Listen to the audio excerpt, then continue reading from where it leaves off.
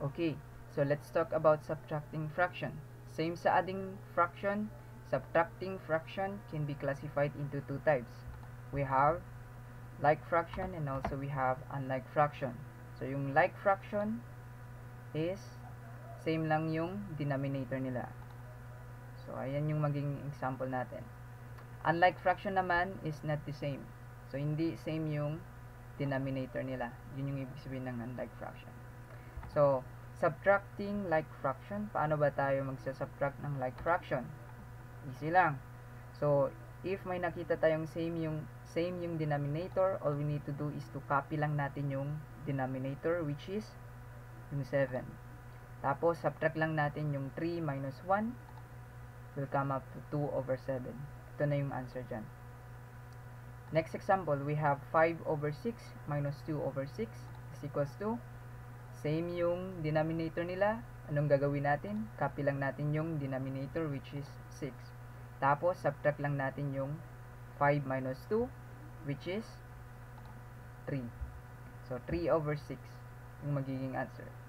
Pero, we can reduce it into a lowest form. So, paano? By finding its HCF, or yung highest common factor. Yung highest common factor, guys, is a number na pwede nating i-divide both kay 3 at saka kay 6. So, as we may know, yung HCF ng 3 at saka 6 is 3. No? Yung 3 pwede natin i-divide sa 3. Yung 3 pwede natin i-divide sa 6. So, anong gagawin natin? I-divide lang natin yung 3 divided by 3, which is 1. 6 divided by 3, which is 2. Ito yung magiging final answer natin. Or ito yung pinaka-lowest form ng 3 over 6. 1 half. Next example, we have 3 half minus 1 half. So, since same yung denominator nila, copy lang natin yung denominator, which is 2.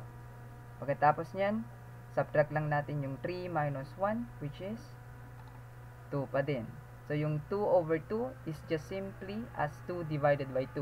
So, 2 divided by 2 is equals to 1. So, 1 yung answer natin dyan. Next, subtracting unlike fraction. So, same pa rin yung process sa pag-a-add natin ng unlike fraction. So, ganun. So, kung hindi same yung denominator nila, anong gagawin natin?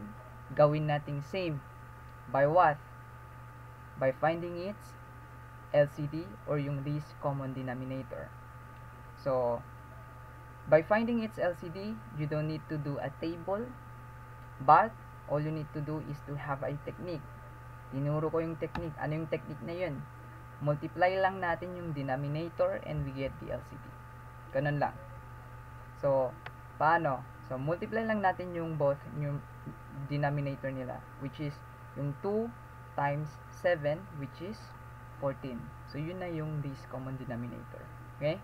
So, pagkatapos natin kuhain yung LCD, anong gagawin natin is, divide natin dito sa unang part. So, 14 divided by 2, which is 7. Tapos, anong gagawin natin sa 7? Yung 7, i-multiply natin sa numerator, which is 7 times 3 is equals to 1. Huwag kalimutan yung subtraction. Okay? So, pagkatapos nun, gawin natin sa kabila, which is 14 divided by 7 is 2. Pagkatapos nun is 2 times 1, which is 2. Tapos, subtract nyo na. 21 minus 2 is equals to 19. Then, copy nyo lang yung denominator, which is 14. So, yung magiging answer natin is 19 over 14. Next example, we have 5 over 3 minus 1 half. So, anong gagawin natin? Gawin natin same yung denominator by finding its LCD. So, technique again, no?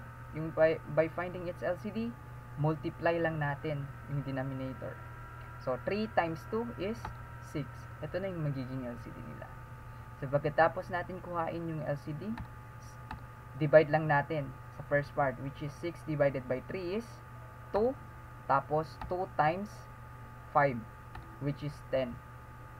Copy nyo yung sign, which is subtraction, no?